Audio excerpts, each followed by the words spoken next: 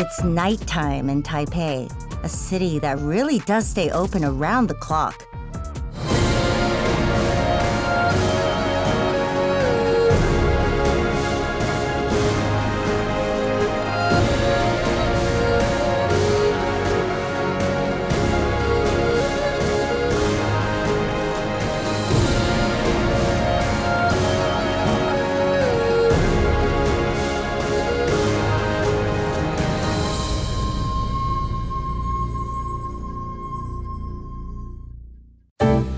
On Taipei streets, good times and delicious food are available 24/7. In fact, a whole category of Taiwanese dishes is called 宵夜, or late-night foods. These quickly wok-fried snacks are some of Taiwan's most iconic street foods. The best-known night spots are not clubs or restaurants, but the night markets that dot Taiwan. They light up when the sun goes down.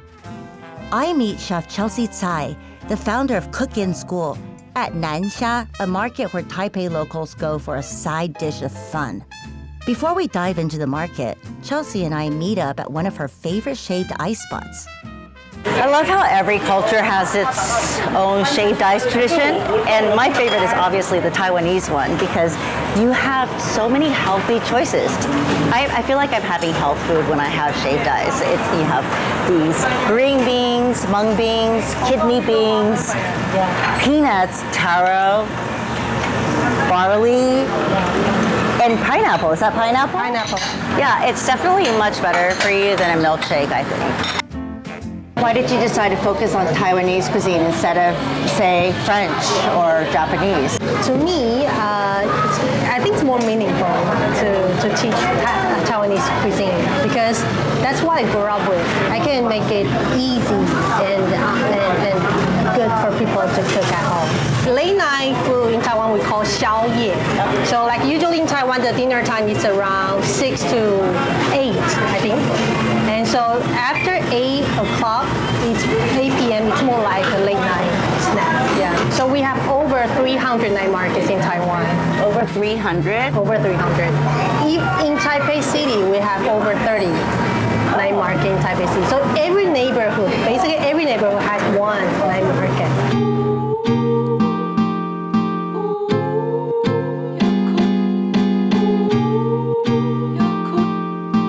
Juicy. Look at that. Oh, wow. Amazing char. Ooh, it's so sweet. Takoyaki, so it really has influences from Japan and China and really everywhere. And we enjoy liver a lot. The pork liver soup and also the rice dumplings. Have you tried pork liver? Yes? Do you like it? Oh, Yeah, see, it's that's very nourishing. It's a special way they made it. You see, they're frying the sweet potato balls, and later on they will press on the sweet potatoes, and they will. You see? Yeah, that's quite special. And so you'll be like a donut, but getting bigger and bigger. You know, it's developed very early, like from Qing Dynasty. We already have some night market in the old temples. But when the Chiang Kai-shek and the KMT government moved to Taiwan after 1949, at the first time they tried to ban it. Because the night market sometimes cause lots of issues about sanitation or like the traffic issues. So they tried to ban it. When his son, Jiang Jingguo, became the president, he tried to accept it and try to regulate it. Okay, so they started to have some streets, some area that's okay for the night market. And interestingly, in 1987, around the year I was born, the government started to name some of the night market as the tourist night market. What I appreciate about the food culture here is there's always an emphasis on creativity and fun. Have you tried the duck head. The duck head? I have not tried a duck head. Wow. The braise, they deep braise it with a soy sauce, and they deep fried it. Really? I want to see what it looks like.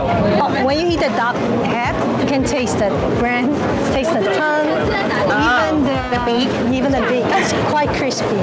Crispy. Yeah, that's a little bit weird to think, right? Yes. But again, the emphasis on textures.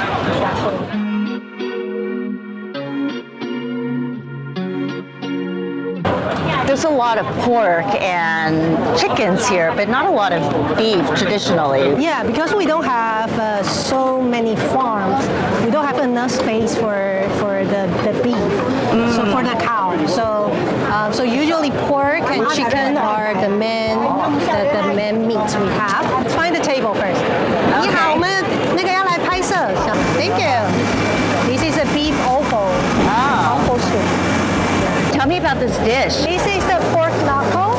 They braise it with soy sauce, sugar, and usually with the fried shallot to have the base of the fragrance.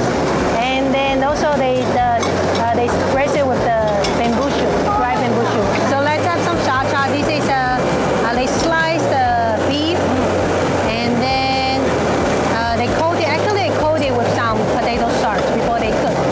So it won't be too dry. The sauce is made from dried seafood. So it really tastes of, like you said, of the sea and of the mountains too. Yeah, true. And I enjoy sitting here because I can see everyone walking through and the bustling life. And but I'm here. I'm so safe. I feel safe and comfortable. Night markets feel like everyone's dining room. Yes, and welcome to everyone because it's quite affordable.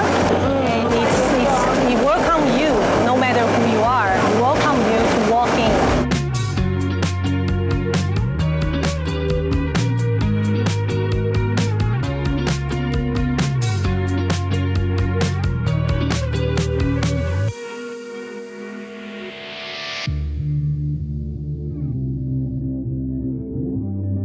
Quick and fresh, wok fried dishes are the mainstay of late-night dining. In fact, xiaoye are so popular that there's an entire category of eateries called 热炒, or hot stir-fries, characterized by giant woks, neon lights, and rowdy crowds. Carrie Mahama's Chow, which translates simply into fry, offers 热炒 cooking with a twist. First of all, I'm vegan. At the time, maybe 4 years ago, 3 years ago, there are no vegan or any plant-based 热炒 in Taiwan. So we created the first vegan 热炒 in Taipei, and I believe it can save a lot of animals and protect our environment, even better health for customers. Absolutely. What dishes do we have here? This is, does not look vegan. Look at that. This is a duck soup? Yeah, it's made from soy protein. Soy protein, wow. You guys really did a great job in terms of imitating meat. Look at all of these goodies in here. This is a Vegan fish with tofu. Yes, and it looks like fish fillets here. Yeah. And right here we have Shanghai fried rice. So this is made out of Pumpkin and potato. This looks exactly like walnut shrimp. Yeah. But it's not shrimp, I'm sure. Yeah. Wow, so I see a bit of pineapple here. It looks so real. Look like real. Yes.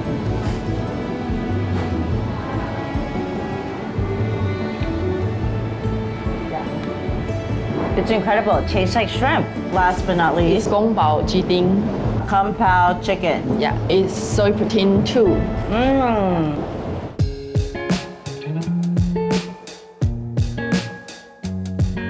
When we just start our business, we always work in the kitchen until midnight.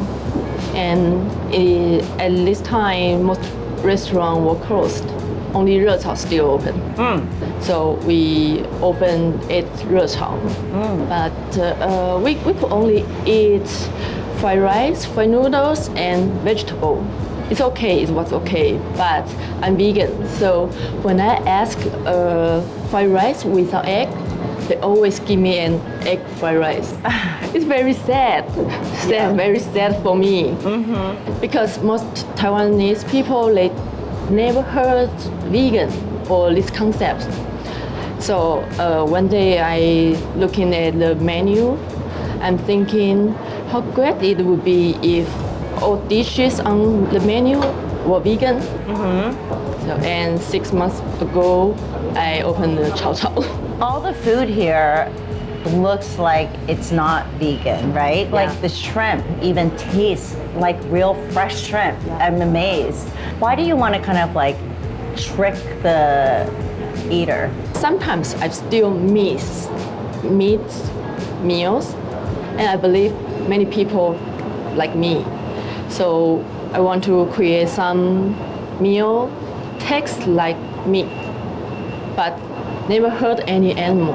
What do you think distinguishes your restaurant? The plant-based is a trend, and more people will turn to plant-based diet. Industrial production of meat, eggs, and milk, there has caused many environmental or health problems because people eat too much meat. Animal-based ingredients will more and more expensive to maintain their quality and provision. So I think the plant-based, this is why meat factories, they're all trying to create or produce plant-based meat, and many restaurants, they try to create vegetarian meal. I know before most vegetarians, they are vegetarians for religious reason. But for now, many people, they go vegan or be a vegetarian because of they love animal, want to protect environment, and some people want to become more healthier. I have a new appreciation for vegan and vegetarian cuisine because I always thought of it as salads or vegetables, but this is amazing. You don't lose any of the flavor or the texture of meat. It's so satisfying. Sometimes people, they don't really care the meals contain really meat or not. They just want to eat some delicious and healthy.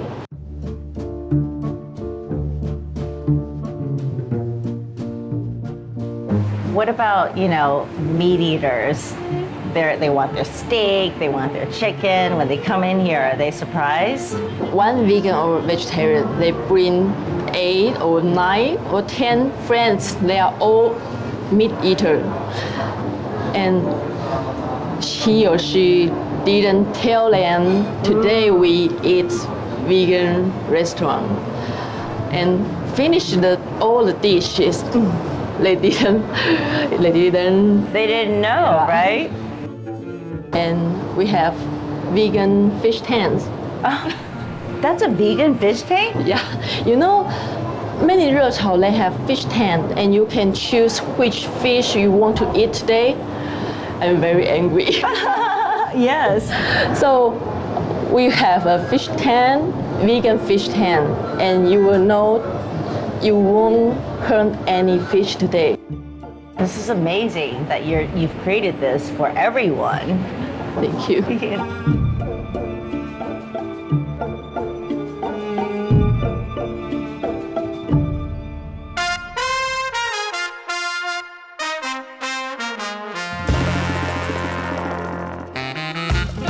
For an entirely different late night experience, I head to one of the local shrimping halls where I'll fish for my dinner. At these only in Taiwan establishments, schools of shrimp swim in concrete pools whose water is intentionally clouded so that the fishers can't cheat.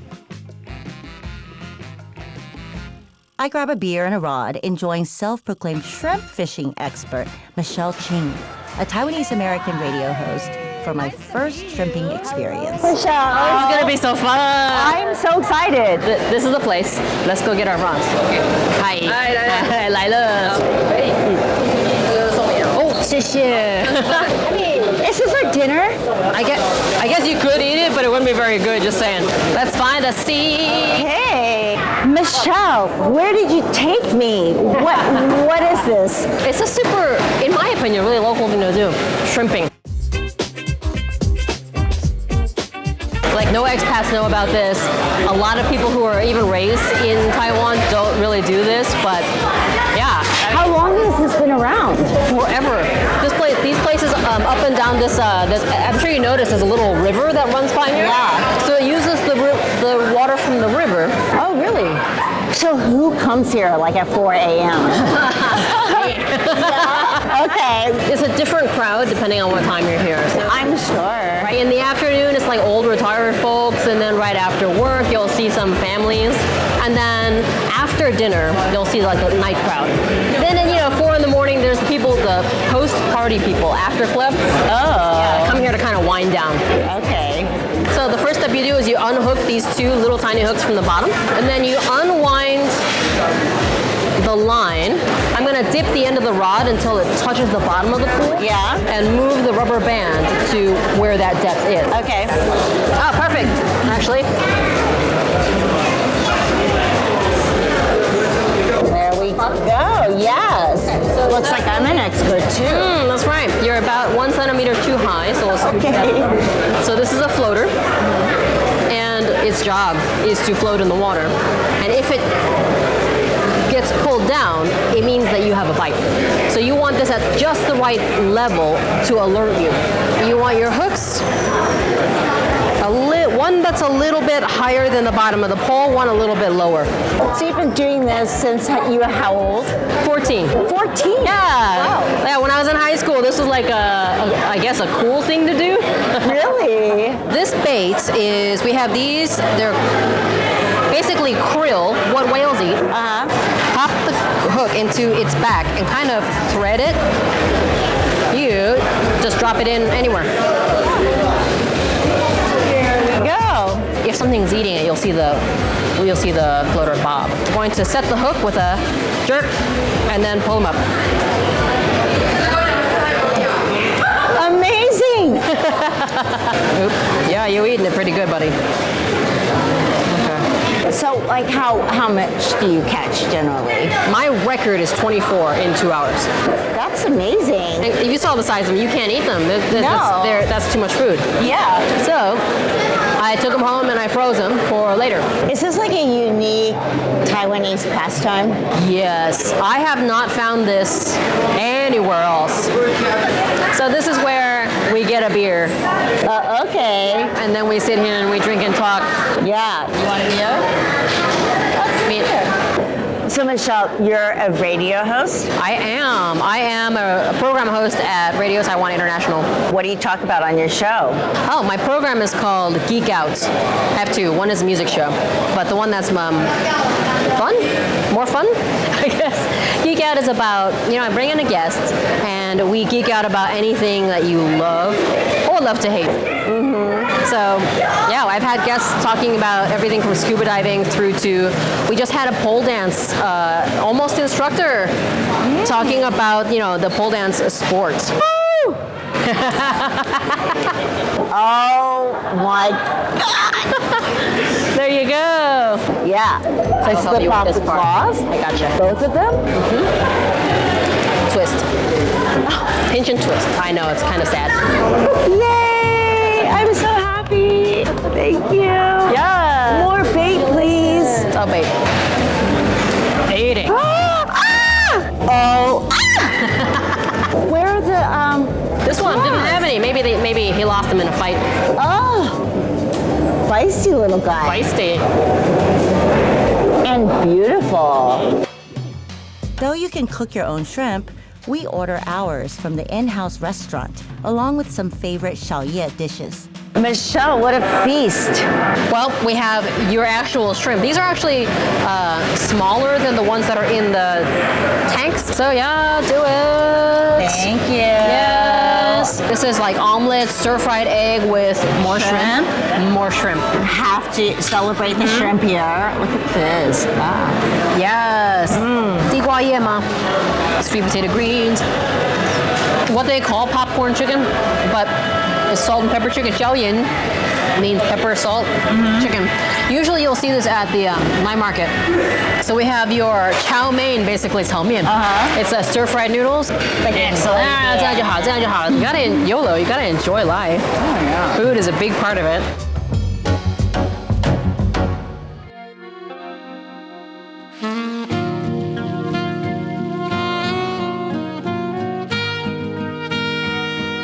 Just past midnight in Keelung, home to Taiwan's largest seafood market, I walked down a dark alley straight out of a movie set in search of one of Taipei's most picturesque bars.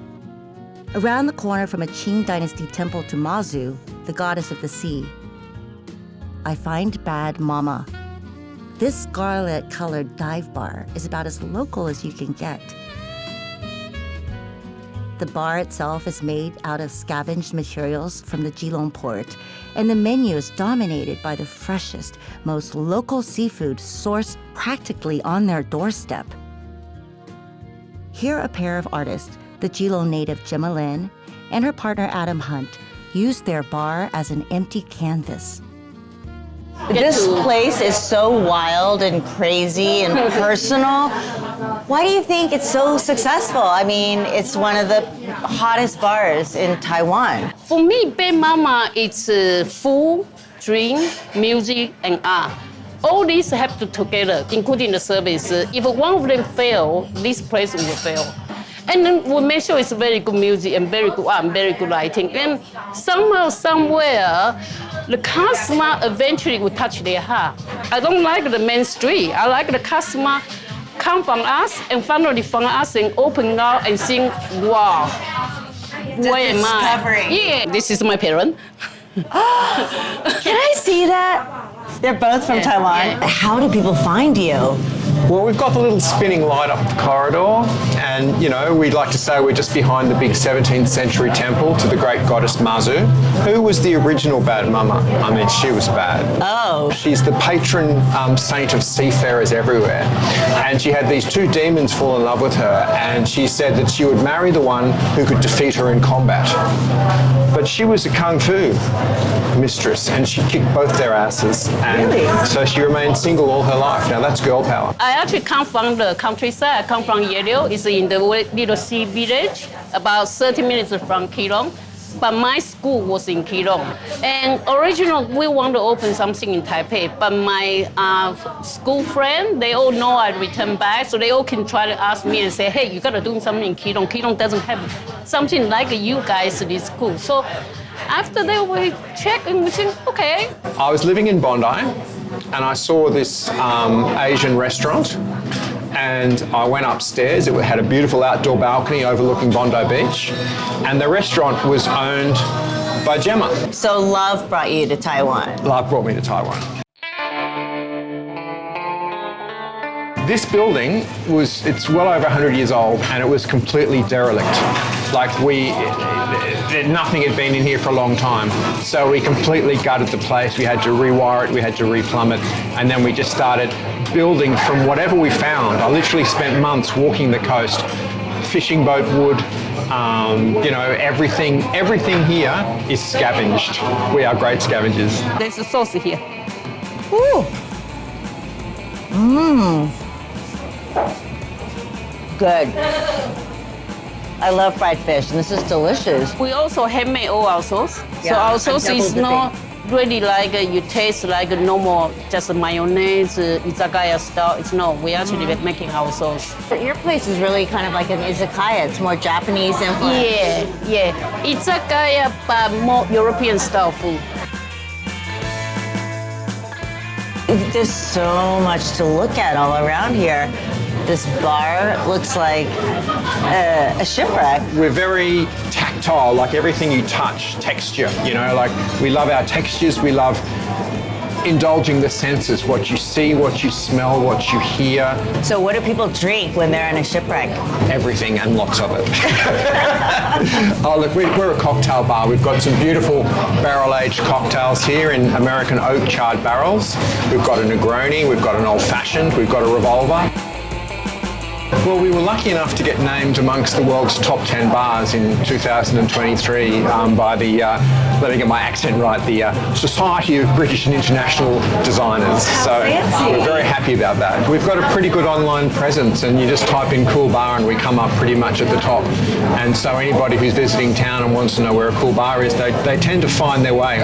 It is a journey, but you know, happiness is the destination, I guess, in this case. So people find their way here and they have a great time. So we often have people who come in here and have a few drinks, and then they go out and buy their fresh seafood for the next day.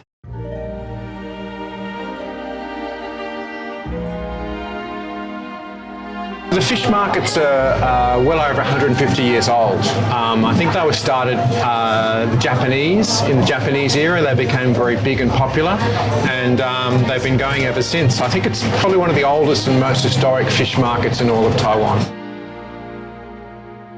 It's quite surreal. You just walk down this laneway and you are confronted by this incredible array of treasures from the ocean.